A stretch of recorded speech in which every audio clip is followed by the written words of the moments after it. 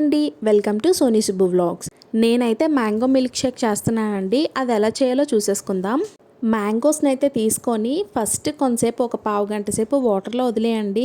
మ్యాంగోస్కి మందు అది కొడతారు కదా, ఆ మందు అది మనం నీట్గా క్లీన్ చేస్తే పోతుంది కొంతసేపు వాటర్లో ఉంచేయడం వల్ల.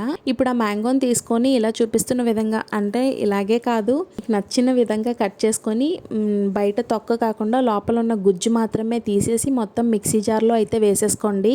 మీరు ఎన్ని మ్యాంగోస్తో చేయాలనుకుంటే అన్ని మ్యాంగోస్ని అయితే ఇలా కట్ చేసుకొని పీసెస్గా కట్ చేసుకొని మిక్సీ జార్లో వేసుకున్న తర్వాత, దీనికైతే మనకి మిల్క్ షేక్ అనగానే మనకి పాలు ఐస్ బర్గ్ అయి ఉండాలండి, ఐస్ గడ్డకట్టు ఉండాలన్నమాట. అప్పుడే మనకి మంచిగా వస్తుంది మిల్క్ షేక్.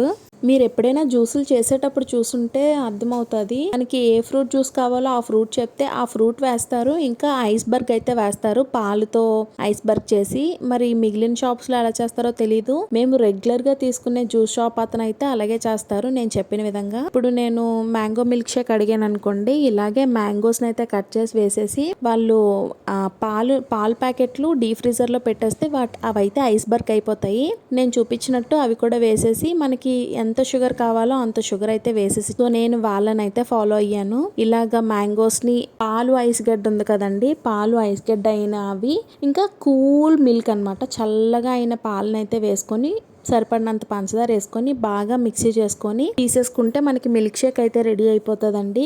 ఇప్పుడు గ్లాసెస్లో అయితే వేసుకొని సర్వ్ చేసేసుకోవడమే. మనకి కావాలి అనుకుంటే జీడిపప్పు, బాదం పప్పు, పిస్తా పప్పుతో అయితే డెకరేషన్ చేసుకోవచ్చు. మనం తాగేటప్పుడు అక్కడక్కడ తగులుతూ బాగా అనిపిస్తాయి. నచ్చితే వేసుకోండి, లేదంటే లేదు. ఇదైతే చాలా థిక్గా ఉంటుందండి. మ్యాంగో అనేసరికి థిక్గా ఉంటుంది కదా ఎప్పుడైనా.